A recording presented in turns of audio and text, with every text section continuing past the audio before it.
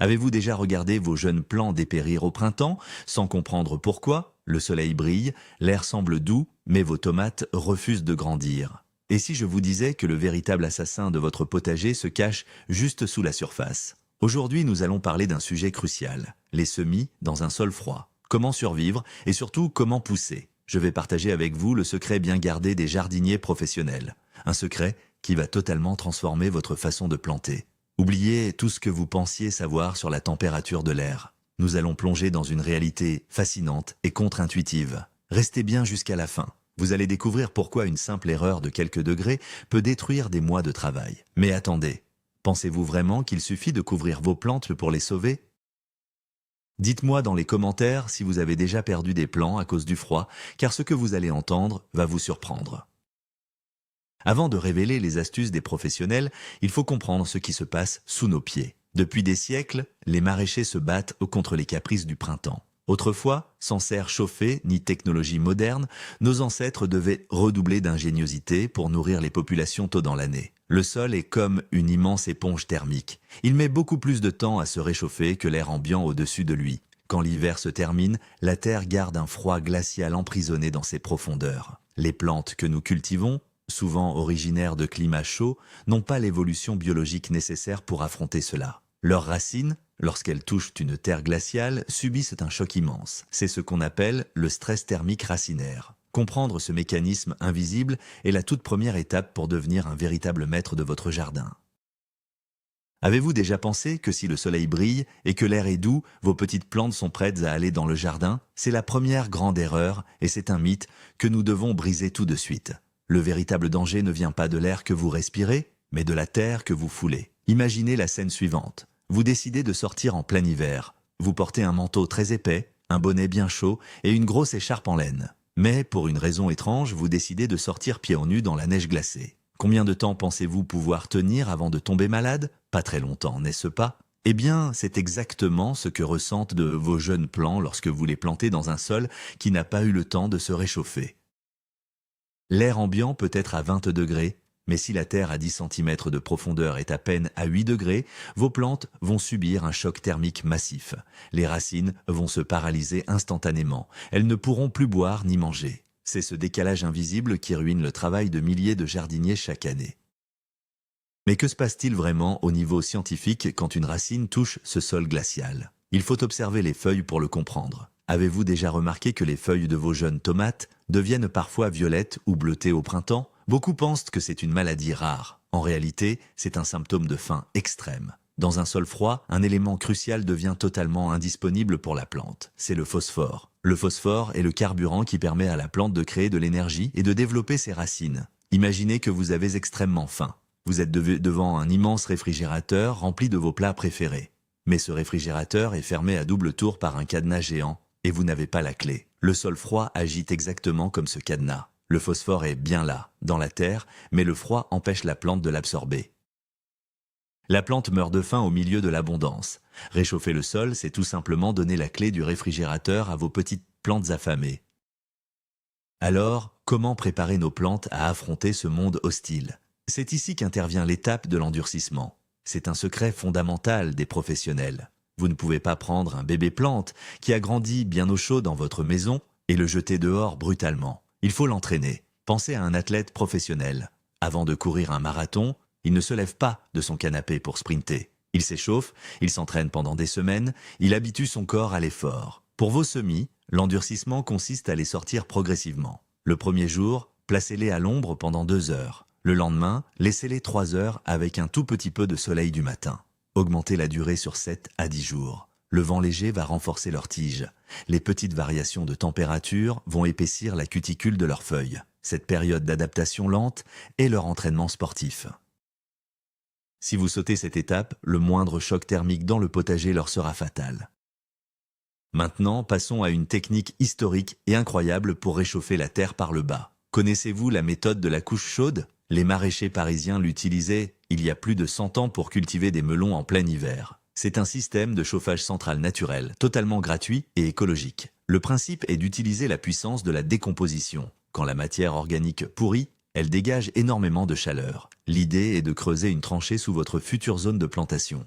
Vous la remplissez de fumier frais, de feuilles mortes et de tonte de gazon. Vous recouvrez tout cela avec une bonne couche de terreau. Les bactéries vont commencer à manger cette matière organique. En travaillant, elles vont faire monter la température sous la terre. Votre sol devient littéralement un radiateur vivant.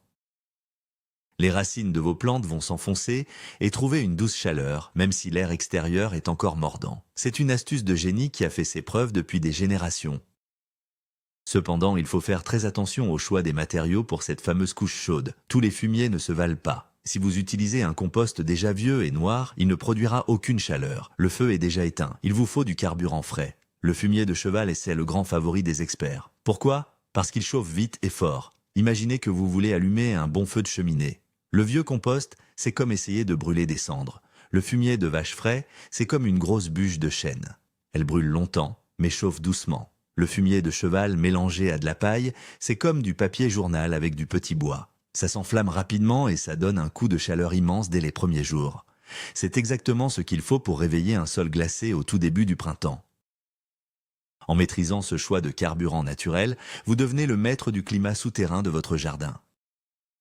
Une autre stratégie brillante consiste à modifier le relief de votre potager. Oubliez la terre plate. La solution se trouve dans les plates-bandes surélevées ou les buttes. Pourquoi la hauteur est-elle si importante pour lutter contre le froid? Il y a deux raisons physiques très simples. Premièrement, le drainage. Un sol gorgé d'eau reste froid beaucoup plus longtemps. L'eau agit comme un réfrigérant massif. En surélevant la terre de 20 ou 30 cm, l'excès d'eau s'écoule rapidement. La terre s'assèche légèrement et peut enfin capter la chaleur. Deuxièmement, l'exposition au soleil. Une butte inclinée vers le sud agit exactement comme un panneau solaire. Elle capte les rayons du soleil printanier de manière perpendiculaire. Le soleil frappe le flanc de la butte tout au long de la journée, accumulant la chaleur à l'intérieur de la terre. C'est une architecture végétale conçue pour piéger les degrés. En donnant du volume à votre sol, vous l'aidez à emmagasiner l'énergie vitale dont vos semis ont désespérément besoin. Et si nous utilisions la technologie moderne pour amplifier l'énergie du soleil, parlons des bâches en plastique ou du paillage thermique. Mais attention, il y a un piège que beaucoup ignorent. Mettre une bâche noire ou une bâche transparente n'a pas du tout le même effet. Un plastique noir empêche la lumière de toucher le sol. Il chauffe lui-même, mais il transmet mal la chaleur à la terre en dessous. C'est utile pour bloquer les mauvaises herbes, mais pas idéal pour réchauffer vite. Le grand secret pour créer un effet de serre souterrain, c'est le plastique transparent. La lumière passe au travers et frappe directement le sol noir. La chaleur est ensuite piégée sous le plastique, exactement comme dans une voiture garée en plein soleil avec les vitres fermées. La température sous une bâche transparente peut monter de 10 degrés en quelques jours de beau temps. Si vous posez cette bâche 2 à 3 semaines avant la plantation, vous préparez un lit douillet et chaud pour vos futurs semis. Il y a une erreur fatale que presque tout le monde commet au moment de l'arrosage. Vous avez passé des semaines à réchauffer votre terre. Vous avez fait vos buttes, mis vos bâches, et puis, au moment de planter, vous prenez votre tuyau d'arrosage branché sur le robinet extérieur et vous inondez vos plantes. L'eau du réseau est souvent à 10 ou 12 degrés maximum au printemps. En quelques secondes, vous venez d'anéantir tout votre travail. Vous venez de jeter un seau d'eau glacée sur des plantes fragiles. Imaginez qu'on vous force à prendre une douche glacée dès votre réveil. C'est traumatisant. Le secret des pros, c'est l'eau tempérée. Remplissez des arrosoirs ou des bidons noirs et laissez-les reposer au soleil pendant toute la journée. L'eau va se réchauffer naturellement. Quand vous arroserez en fin de journée, vous apporterez une eau douce et tiède qui viendra réconforter les racines au lieu de les paralyser. Ce petit détail change absolument tout pour la reprise de la plante. Poussons la réflexion un peu plus loin. Comment aider une plante à explorer un sol qui est encore un peu frais? Le secret invisible se trouve dans les champignons bénéfiques. On les appelle les mycorhizes. Ce sont de microscopiques filaments qui s'associent aux racines de vos plantes. Dans un sol froid, les racines de la tomate sont paresseuses et refusent de s'étendre. Si vous ajoutez des mycorhizes dans le trou de plantation, ces champignons vont agir comme une extension géante du système racinaire. Ils ne craignent pas le froid autant que la plante. Ils vont voyager loin dans la terre froide pour chercher l'eau et les nutriments et les ramener directement à la plante. Imaginez que votre plante a une connexion Internet très lente. Ajouter des mycorhizes, c'est comme lui installer la fibre optique à très haut débit. Même dans des conditions difficiles, la communication et l'alimentation deviennent ultra rapides. C'est un dopage naturel et totalement légal pour vos semis de printemps. Parlons maintenant des microclimats individuels. Si vous ne pouvez pas réchauffer tout le potager, réchauffez seulement la plante. L'utilisation des cloches est une technique merveilleuse. Vous n'avez pas besoin d'acheter du matériel coûteux. De simples bouteilles en plastique transparent de 5 litres, dont vous coupez le fond, font des miracles. Vous placez une bouteille sur chaque petit plant de courgette ou de melon. Vous enfoncez un peu les bords dans la terre pour bloquer le vent. C'est comme offrir un bouclier d'énergie invisible et personnel à chaque plante. La journée, l'air chauffe à l'intérieur. Mais attention, le danger de cette méthode, c'est la surchauffe. Dès que le soleil tape fort, il faut absolument ouvrir le bouchon de la bouteille pour laisser l'air chaud s'échapper. Sinon, vos jeunes plants vont littéralement cuire à la vapeur en quelques heures. C'est un équilibre délicat à trouver, mais ce bouclier individuel peut sauver vos récoltes des vents froids du mois de mai. Connaissez-vous le pouvoir de la masse thermique ? C'est un concept physique que les jardiniers utilisent avec brio. Le but est de capturer la chaleur du jour pour la relâcher lentement pendant la nuit froide. Comment faire dans un potager ? C'est simple. Utilisez des pierres, des briques sombres ou même des bouteilles peintes en noir et remplies d'eau. Placez ces objets juste à côté de vos jeunes plants, côté nord, pour qu'ils soient frappés par le soleil du sud toute la journée. Ces matériaux denses vont se gorger de chaleur. Quand la nuit tombe et que le thermomètre chute, ces pierres no chaudes vont agir comme un petit radiateur rayonnant. Elles vont diffuser une chaleur douce autour du jeune plant pendant de nombreuses heures. C'est exactement le même principe que la bouillotte que vous glissez sous vos draps glacés en hiver. Une petite réserve de chaleur posée au bon endroit peut empêcher le gel de mordre les feuilles tendres de vos cultures les plus précieuses. La technique de plantation joue aussi un rôle énorme. Prenons le cas spécifique de la tomate. Tout le monde sait qu'il faut planter les tomates profondément pour qu'elles fassent plus de racines sur la tige. C'est vrai. Mais si le sol est encore très froid en profondeur, c'est une condamnation à mort. Si vous creusez un trou profond de 30 cm, vous plongez les racines directement dans la glace souterraine. Le secret dans ce cas précis, c'est la plantation en tranchée horizontale. Au lieu de creuser vers le bas, creusez un sillon peu profond, d'environ 10 cm, mais tout en longueur. Couchez délicatement votre plant de tomate dans ce sillon et relevez seulement la tête hors de terre. Pourquoi faire cela ? Parce que les 10 premiers centimètres du sol sont ceux qui se réchauffent le plus vite au soleil. Vos racines resteront dans la zone chaude de la terre. C'est comme choisir de dormir sur le dessus de votre matelas plutôt que de vous cacher sous le lit dans la cave froide. Il y a un ennemi dont on parle peu mais qui est redoutable, le vent froid. Le vent a un pouvoir de refroidissement effrayant. Vous le savez bien, un jour, à 5 degrés sans vent est supportable.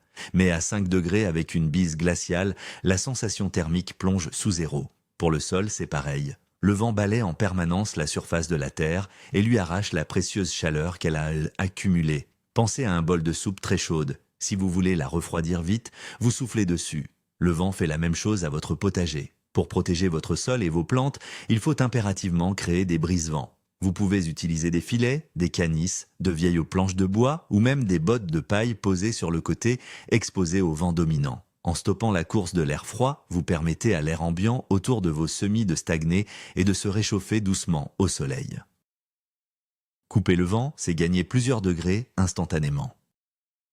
Savez-vous qu'il y a une heure parfaite dans la journée pour installer vos semis en terre au printemps ? La majorité des gens jardinent le samedi matin ou le dimanche matin juste après le petit déjeuner. C'est une erreur classique. Le matin, la terre vient de passer toute la nuit à se refroidir. Elle est au maximum de sa froideur. Si vous plantez à ce moment-là, le choc est immédiat. Le secret des pros, c'est d'attendre la fin de l'après-midi. Laissez le soleil frapper la terre pendant toute la journée. La température du sol sera à son maximum vers 16 ou 17 heures. C'est à ce moment précis qu'il faut repiquer vos plantes. Elles entreront dans un lit réchauffé par le soleil. Ensuite, la nuit va tomber doucement, ce qui leur donnera le temps de s'installer sans le stress d'un soleil brûlant immédiat. Planter en fin de journée, c'est comme enfourner un gâteau dans un four qui a été correctement préchauffé.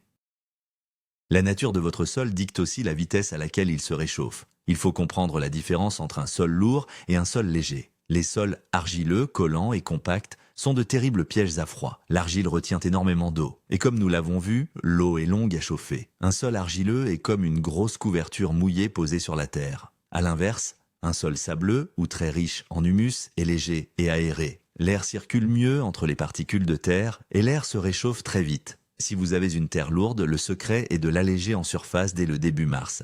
Incorporez du sable grossier ou du compost bien mûr sur les 10 premiers centimètres. Vous transformerez votre couverture, lourde et humide, en un duvet léger et respirant. C'est une opération mécanique simple qui permet au soleil de pénétrer beaucoup plus profondément dans le profil de votre terre. Et si je vous disais que vous pouvez donner un véritable antigel naturel à vos plantes? Oui, cela existe. Il s'agit des extraits d'algues marines, comme le varech. Les plantes marines ont évolué pour survivre dans des conditions d'eau glaciale et salée. Elles contiennent des hormones naturelles et des oligo-éléments spectaculaires. En pulvérisant une solution d'extrait d'algues sur le feuillage de vos semis quelques jours avant de les planter ou en arrosant le terreau avec, vous provoquez une réaction étonnante. La plante va épaissir les parois de ses cellules végétales. Elle va concentrer ses sucres à l'intérieur de sa sève, exactement comme le produit antigel que l'on met dans le moteur d'une voiture en hiver. Ce traitement naturel va permettre à la plante de supporter des températures d'eau beaucoup plus basses sans que l'eau ne gèle et ne fasse exploser ses cellules de l'intérieur. C'est le bouclier chimique naturel par excellence. Il y a une erreur de fertilisation qui est fatale dans un sol froid, l'utilisation d'engrais riches en azote. Beaucoup de jardiniers pensent que pour aider une plante qui souffre, il faut la nourrir massivement. Ils ajoutent du sang séché, du purin d'ortie pure ou des engrais liquides très forts en azote. C'est une catastrophe. L'azote pousse la plante à créer des feuilles très tendres, vertes et pleines d'eau. Mais dans un environnement froid, ces feuilles ultra tendres sont les premières à geler au moindre coup de froid nocturne. De plus, les racines paralysées par le froid ne peuvent pas assimiler tout cet azote, ce qui finit par brûler les petits radicelles et favorise la pourriture. Imaginez forcer quelqu'un qui est cloué au lit avec une grosse grippe à manger un immense repas de fête très gras. Il va être encore plus malade. En début de saison froide, on oublie l'azote et on privilégie seulement le développement des racines avec du compost doux et de la patience. Connaissez-vous la technique du paillis vivant ou des plantes compagnes thermiques? Au lieu de laisser le sol nu autour de vos petits semis fragiles, vous pouvez semer des plantes à croissance ultra rapide tout autour d'eux. Des radis par exemple ou de la moutarde blanche. Ces plantes poussent vite, même au froid. Elles vont créer un tapis vert ras du sol autour de vos tomates ou de vos courges. Ce petit tapis végétal va bloquer le vent froid au ras du sol. Il va aussi retenir l'humidité et créer un mini écosystème protecteur. C'est comme poser une petite moquette douillette autour de votre plante principale. Bien sûr, quand vos semis principaux vont commencer à grandir et à avoir besoin de toute la place, il suffira de couper ces petites plantes compagnes et de les laisser sur le sol. Elles se transformeront alors en nourriture pour nourrir votre culture principale. C'est une stratégie intelligente qui utilise la force de la nature au lieu de lutter contre elle. L'outil le plus sous-estimé et pourtant le plus indispensable du jardinier de printemps n'est pas une bêche, c'est le thermomètre de sol. Vous ne pouvez pas deviner la température de la terre en la touchant simplement avec vos doigts. Chaque type de plante a une température de sol minimale requise pour déclencher sa croissance. Pour les salades ou les choux, 10 degrés peuvent suffire. Mais pour les poivrons, les aubergines ou les melons, si le sol n'est pas à un minimum strict de 15 ou 16 degrés la nuit, ils ne bougeront pas d'un millimètre, voire ils mourront. Planter à l'aveugle, c'est jouer à la roulette russe avec vos récoltes. Achetez un simple thermomètre à sonde, enfoncez-le à 10 cm de profondeur le matin très tôt, juste avant le lever du soleil, car c'est le moment le plus froid de la journée. Si l'aiguille indique 12 degrés et que vous voulez planter des aubergines, rangez vos outils. La patience, guidée par une mesure précise, est la vertu suprême du professionnel.